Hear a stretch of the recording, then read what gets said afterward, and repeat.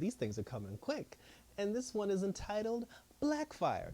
Thank goodness, because we're we're finally getting to find out what happened with the whole Tamaranian sisters. So in this particular episode, when we find like Starfire, she's still Coriander. She's still having the dreams, like she's still having like the blackouts. And she attacked Gar again, and then Gar got upset. Everybody was dealing with the fallout, from Hank's death, because that's how the episode starts. It starts with everybody grieving from Hank's death. A lot of characters really weren't in this episode that long. Like Superboy, for instance, he was upset because, he blames Hank's death on him. And he says that, he's feeling like the Superman, the weight of the Superman world on his shoulder, because he was just on his shoulders, because he was like, oh, Superman would have saved him. Superman would have did what needed to be done. And, I'm not Superman and I failed and this, that, and the third. And then he got mad at Gar, and then he was just, because Gar tried to talk him down. Gar's just like, listen, it's not your fault. We did the best that we could. And then he was just like, oh, but it wasn't enough. And then he's like, why am I taking advice from somebody who all they can do is turn into a tiger? And then Gar got mad and gave him the finger. Dawn showed up, and then she told him, she was like, listen, don't blame yourself. She was like, I'm the one that pulled the trigger. And I'm like, you goddamn right, you pulled the trigger. And then she's like, Hank's death is on me. And then Superboy was like, oh, but we were supposed to save him. But then Dawn was surprisingly, she was more level-headed than I thought she would be. And when Superboy even said, he was like, oh, we were supposed to save him, she was like, no, because he said our job was to save him. And she was like, no, our job was to try. And in this business, in the superhero business, that's all you can do is try. You try to save somebody, you do your best, but unfortunately these things happen. So Superboy had tears in his eyes, and he sat there and had to, he had to live with that. Gar got upset and like he walked away. And then Donna ended up basically like leaving Gotham City. So the actress, like, she's out, like she's tagging out, which means she's either going to come back like 3 episodes before the finale, or she's not going to come back until the finale at all. She told Dick that she was going back to Paris. I guess that's where her parents are from, or her parents have an apartment there. So that's where she's headed.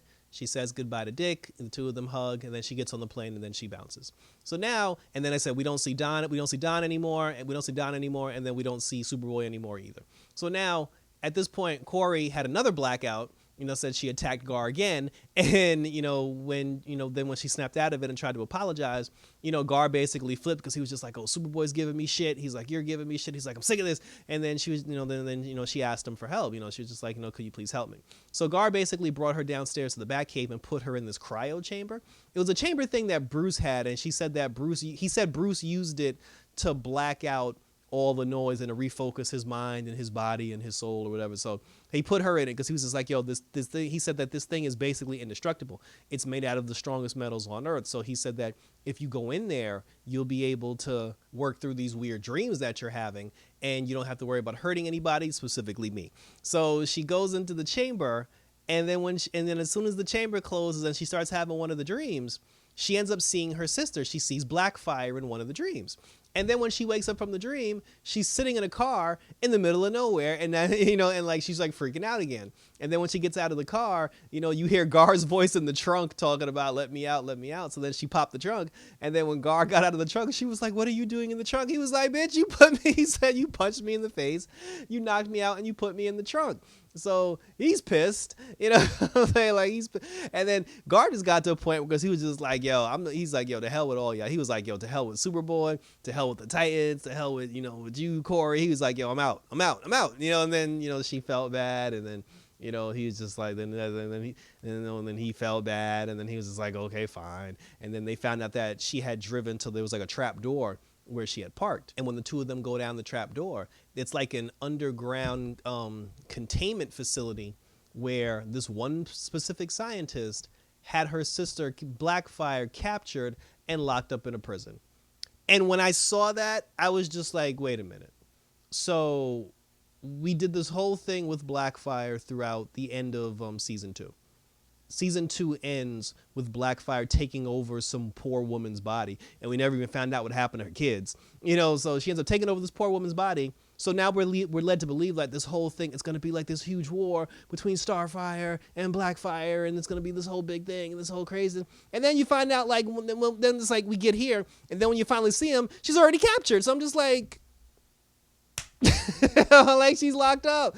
I was like, yeah, I caught her, like, it's only episode 4, she's already been captured. I'm like, that's very disappointing. But and the government was the one that caught her too. So I was just like, I was like, that's kind of disappointing because I thought it was going to be this whole big thing, And the guy even said, he was like, we're in the process of stripping her of her powers to make sure she can't hurt anybody. And then Corey went into she went into the cell to go talk to her.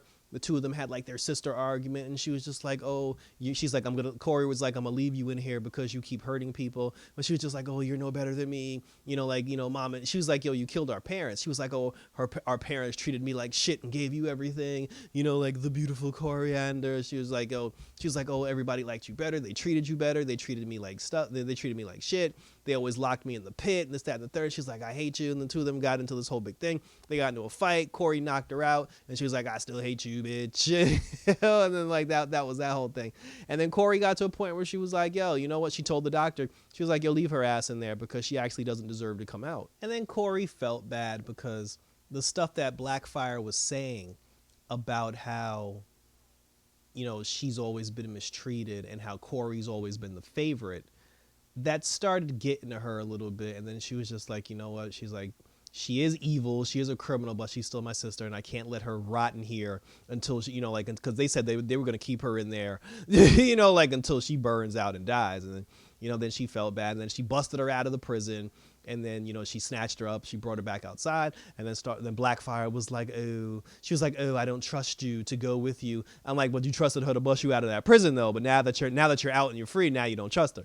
And then she was just like, you either get in the car or wait till the government comes back and snatches your ass up. So then she gets into the car, and I guess she's bringing her to Wayne Manor now, which is not going to end well. Like, we all know where this is headed.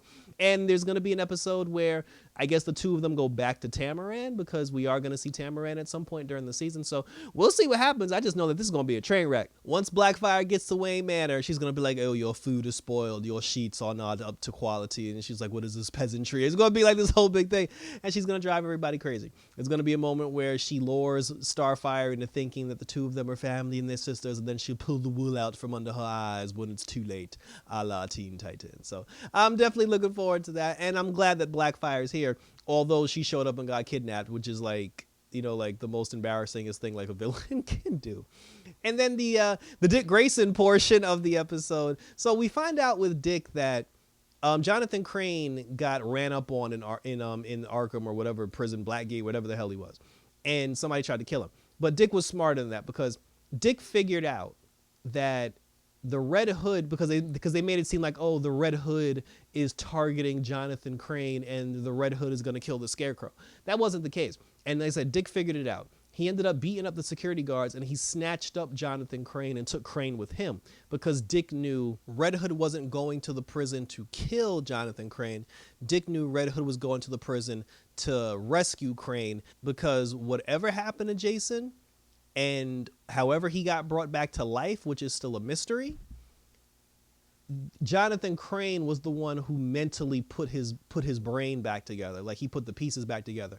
And I'd like to think that the plans that Jason is currently doing is basically the will of Jonathan Crane. Like, Jonathan Crane implanted like these thoughts, these talks into his head. And unfortunately, thanks to Jason, Jonathan Crane knows everything. He knows Bruce Wayne is Batman. He knows Dick is Nightwing. He knows Barbara used to be Batgirl. He knows about the Titans, because, Crane did a good job of not only reconstructing Jason's brain to do his bidding, but he also got him to spill the beans on everything as well. So he knows everything. He knows all the secrets, and Dick knows that. So Dick has this whole plan about how he's gonna attack that whole thing. He ends up bringing Crane to like some random cabin off in the woods, and when he brings him to the cabin, he's talking to Crane. Him and Crane are having a conversation. Crane was like, why would you bring him here? He said, why would you bring me here? Because he was like, I know Jason's going to come and follow. And then it's like, that's when I'm going to ambush him. So he did this whole thing where he dressed Jonathan Crane up like himself. He put his jacket on him. He put his hat on him. And then he pushed him out into the forest, and he told him, like, go out to the trees and pull the switch to cut the power. And as soon as the power got cut, Jason knew he got tricked. And then he immediately turned around. Him and Dick got into another fight. They got into this whole big fight sequence, which was very cool. And then during the fight, Dick flat out said to him, he was like, bro, like, you told him everything. He was like, yo, like, you crossed, like, you legitimately, like, crossed the line. Like, you just shitted on everything that we've ever done. And then Jason was like, oh, but you know, you did it to me first. And, you know, like this, that, and the thing. And we still don't know who brought him back to, because I refuse to believe that Jonathan Crane brought him back to life. So Jonathan Crane may have gotten into his head to bring his consciousness back to the fold, but Crane did not bring him back to life. And I still feel like Ra's al Ghul still has something to do with the resurrection of Jonathan Crane. But I said, but obviously that's something we're not going to find out till later on in the season. So Red Hood and Nightwing get into their second fight now. And while the two of them are going at it back and forth, Barbara, because, you know, obviously Barbara knows about the cabin and she knows about the whole thing. Barbara ends up sending a helicopter to the cabin. And when the helicopter gets there, a sniper comes out. You know, the sniper's got the gun pointed at both of them. And then she's like, yo, you got the shot? And he was like, I do got the shot. And she was like, well, take the shot. And then, you know, he takes the shot and he actually shoots Dick in the shoulder. He misses Jason, and then Jason runs and he dips and Jason gets away. Crane tried to escape, but then he ran into an electric fence. So I guess, like, if anything, because Barbara was upset earlier in the episode that Dick had snatched Crane out of police custody, but now she gets Crane back, so you know, she'll shut up about that. You know, she actually wasn't that much of a bitch in this episode. She was pretty even keel, you know. But Red Hood dipped, and then you know, the episode ended with Nightwing just standing there. And that's another thing. All 4 episodes so far, every episode ends with Dick just standing there looking stupid. At the end of the first episode, when Bruce dropped the crowbar and walked away, the episode ends with Dick just standing there in the bedroom looking stupid. In the second episode, after Dick fought Jason in the warehouse and then Jason dipped, the second episode ends with Dick standing there looking stupid. And then in the third episode, after Don kills Hank, then that episode ends with Dick standing there hugging Don, who feels stupid. And then in this episode, after the sniper shoots Dick, and then Jason got away, it ends with Dick looking stupid standing there in the forest. So I'm like, there's a pattern here with making Dick look. It's like there's a pattern here of Dick looking like a dumbass at the end of like every single episode. And I'm like, why y'all doing that to my man D Jeezy? But that was it. And there's some interesting things here because Superboy is now going to struggle with I'm not worthy. Gar basically just mad at everybody. And, you know, now Blackfire is going to be in the house. She's going to be in the mix. And, you know, we're still doing the whole thing between Jason and Dick.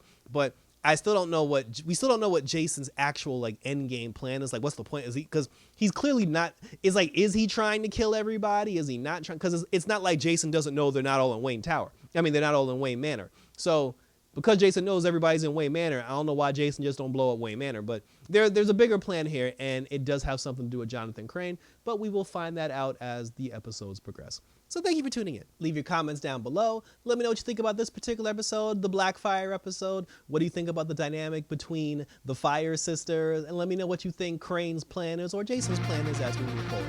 Check me out on Twitter. Check me out on Instagram. Hit me up on YouTube. Look out for my other videos that I got coming out for all this superhero goodness. And we'll keep it rolling. But thanks for tuning in, guys. So for Blackfire, until next time, episode 5, I'm out this bitch!